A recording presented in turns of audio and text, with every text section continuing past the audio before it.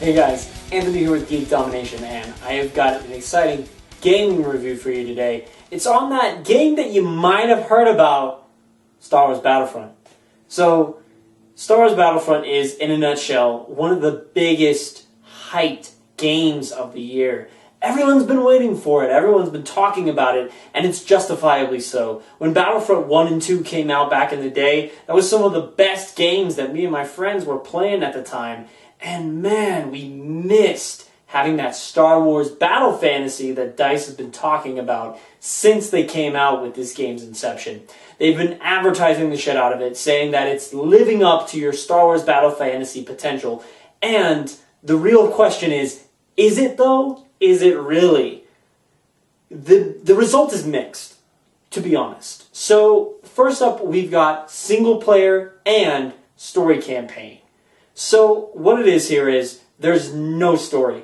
Get over that from the get-go. There is nothing here that will immerse you into the world that Star Wars already is more than you've already been immersed to. Go read the books, go read the comics, go watch the movies. Battlefront, for the first quote-unquote canon video game that's out there, doesn't accomplish any story game mode missions.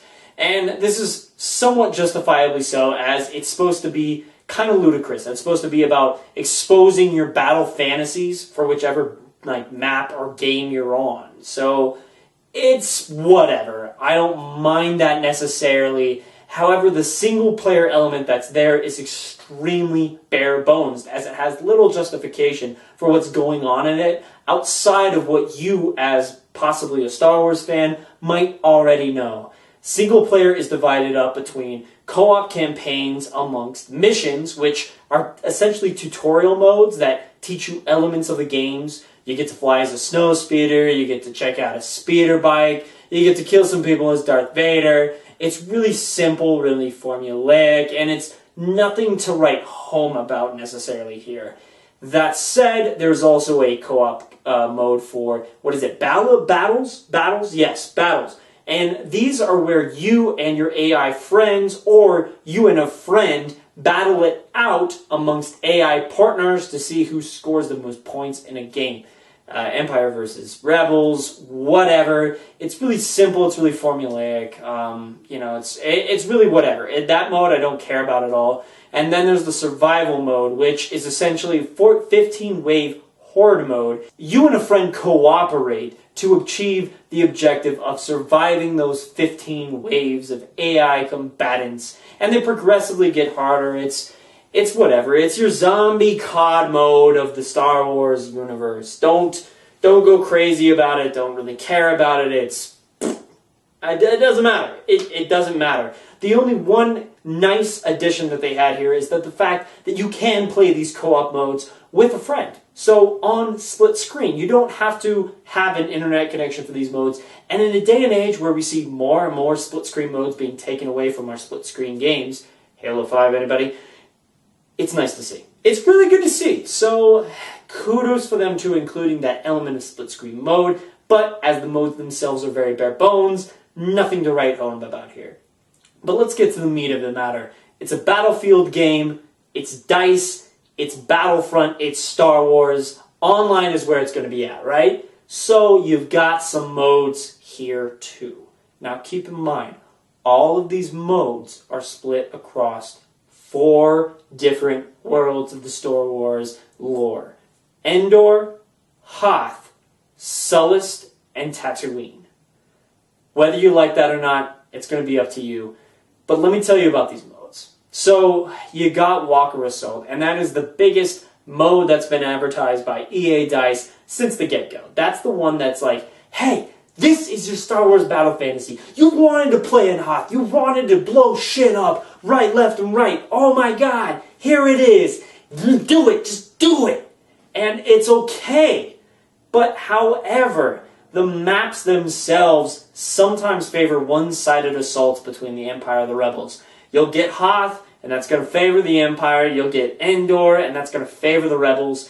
It's up to you as a person who likes either games in general or likes Star Wars in specifically if you're going to enjoy that or not. Because technically, it's correct. If you make Hoth more one-sided towards the Empire and Endor more one-sided towards the Rebels. Because in Endor, you only get one AT-AT, and Hoth, you get two. You're kind of grab bag between whether, yeah, it's authentic, but is it fun? I haven't quite reconciled that for myself yet. However, I do find it enjoyable at the least. Walker Assault is fun, it's bombastic, you're going to play it a lot. And then there's the other mode that's very similar to Walker Assault. It's called Supremacy. Supremacy is an all-out 20v20 similar to the Walker Assault mode where you and your friends are going to battle it out big, grand, spectacle style against the other team's combatants. And it is fun. It's great. However, it's just Battlefield. So this is the mode that makes the most sense, and it is strategically and fun-wise the most sound. You have your vehicles, you have your people, your regular infantry units, you've got starfighters going on in the background, up in the skybox, fighting it out. It's a fun mode, and Supremacy, honestly, is that Battlefront experience that I would expect out of DICE and EA. It's really good, it's just really, really fun. Oh my god, is it fun. But there's some other modes as well, and it's only, keep in mind, Supremacy is only on 4 maps. 4 maps for that Supremacy mode, and that is, I'll tell you right now, the best mode in the game. Now, another mode that I kind of enjoyed was Heroes versus Villains, and this is where you get to, on the hero side, Luke, Han, and Leia, you get them, you get the Emperor, you get Darth Vader, and you get Boba Fett on the Empire side, on the villain side. And these 3 heroes battle it out along with 3 human helpers, essentially, human troops, correct me, two human troops along with them, I believe. Or is it? No, yeah. 6v6. Sorry, guys. 6v6 on that, and they combat it out to see who wins at the end of the day. Look, this mode is strategic. It's really good for team-coordinated gameplay. However, if you don't have any friends to play with on this mode, you're going to get fucked because all these randos, all they want to do is throw Luke Skywalker right in the middle of the fucking field and slash the fuck out of anybody they see. The problem is they don't have any coordination that you and some friends that you're tight with would have if you were playing on that team. So it's a mixed bag here. If you get randos, you're not going to have a good time. If you have your friends, it's a pretty enjoyable experience. Now, let's get to the lesser modes of Star Wars Battlefront. Let's start out with Fighter Squadron. Fighter Squadron is a 10v10 human mode with 10 additional AI combatants on each side of the equation. Starfighters versus starfighters in essentially what it seems to be is kind of like an inside planetary experience where you can go from this crazy skybox battles occasionally all the way down to the ground, which that's where your power-ups are going to be. So you're going to want to scour the lower part of those maps to find the Slave 1 and the Millennium Falcon, those 2 hero units by extension. Fighter Squadron is fun for people who like Star Wars, but if you're not a fan of Star Wars, this is going to be a mode that you're going to not write home about very quickly. Essentially what it boils down to is whoever wins the hero units first, and if they're better than the other person with the hero unit, that team is going to win massively by a landslide. It's whoever gets those hero power-up units first. And by that extension, if you don't have them, all it boils down to is running around in a continuous circle, shooting at people with lasers until somebody shoots you before. And it's usually that guy that beat you to the fucking Millennium Falcon in the first place. It's whatever. I don't know how I feel about the Fighter Squadron mode. It's great for that first 2 matches because you're like, oh my god, lasers, starfighters from the Star Wars universe. And then after those 2 matches, you're like, I don't really care anymore. So, Fighter Squadron's whatever. Meh. You can write home about it later. Love it or hate it, it's serviceable, at least. The other mode that is kind of middling for me is Hero Hunt. I don't like this mode. I really, really don't like this mode. It's okay, but it boils down to who shot the last villain the last. And it can be really random at times. I'll shoot off a fucking homing rocket into this hero's face, and then somebody just barely shot that 1% little bit of health left on the villain before my shot hit him, and he gets the fucking villain, and oh wait, it's Boba Fett! And Boba Fett is easily the best villain out of the whole bunch, and that's how you rack up points in that mode so fast. His homing rocket, flamethrower, and jetpack absolutely dominate the battlefield, and really whoever wins that mode is gonna be whoever was Boba Fett last. I guarantee it. So it's a mode that's really random, it's unbalanced, and it doesn't make you have fun. It really isn't. It's not a fun experience. Blah blah blah. Whatever. Just give up on Hero Hunt. Throw it away.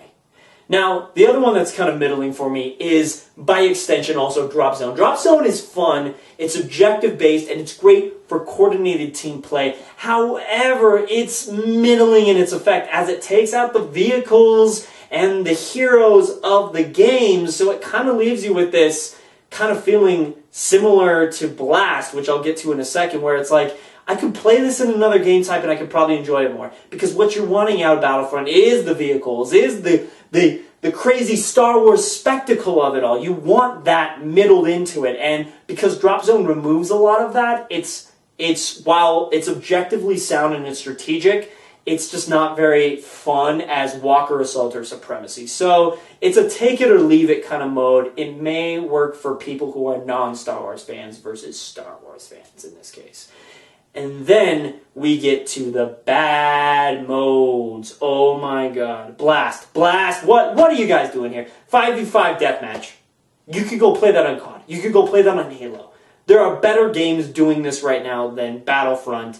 And honestly, it's a mode that I don't care about, and I don't think anyone else will care about, because that's not what they picked up Battlefront for. They picked it up for the vehicles, they picked it up for the heroes, they picked it up for the Star Wars spectacle, and Blast doesn't deliver that at all. It's just 5v5 death mode, have fun in this short little map. Good, great, okay, whatever. I'm going to give that up. And then, oh my lord. Droid Run. Wow.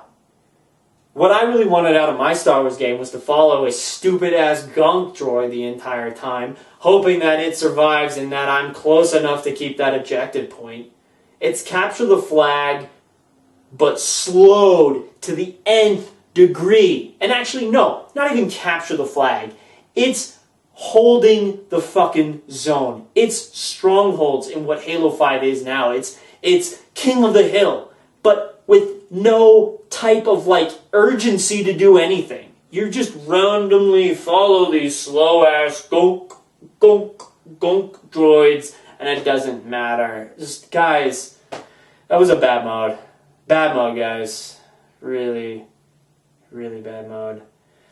And that's kind of Battlefront in a nutshell. I mean, it's a game where you're going to go into it, and if you're a Star Wars fan, you are going to get engrossed in the spectacle.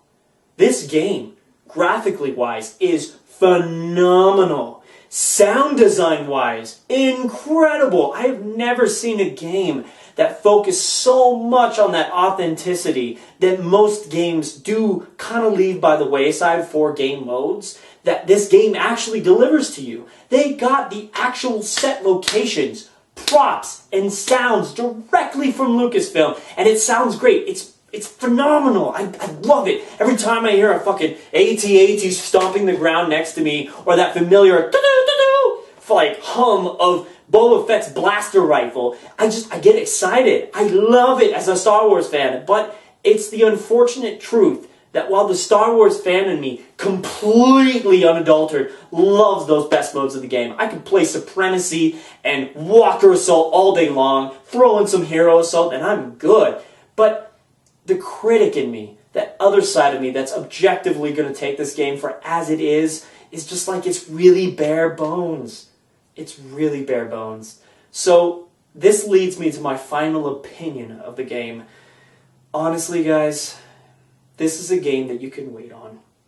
The hype is real. The hype is so real for Star Wars now, and I know it's hard for people to criticize a game like this in amidst all of the hype. but it really is bare bones. It really is bare bones. Single player is mediocre at best, and the online multiplayer modes have middling degrees of success based on who you are and how much of a Star Wars fan you are. So if you're a regular gamer looking for a great multiplayer game to pick up, I'm sorry, go pick up Halo 5.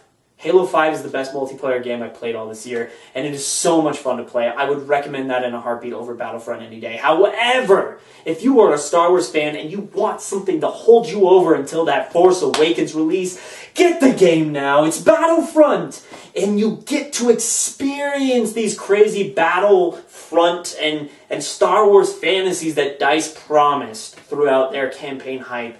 The advertising does succeed in this regard. It really does feel like Star Wars when you're into it. But that's it. It's when you're into it. And if you're not going to be into it, you're not going to have a fun time, man. So, at the end of the day, it's a wait for a little bit cheaper for most of you guys. And then for the Star Wars fans, just go get it now. Have fun over the holidays for the next few weeks. And until Force Awakens released, good luck on the Battlefront. And I'll see you for that review later. Later, guys.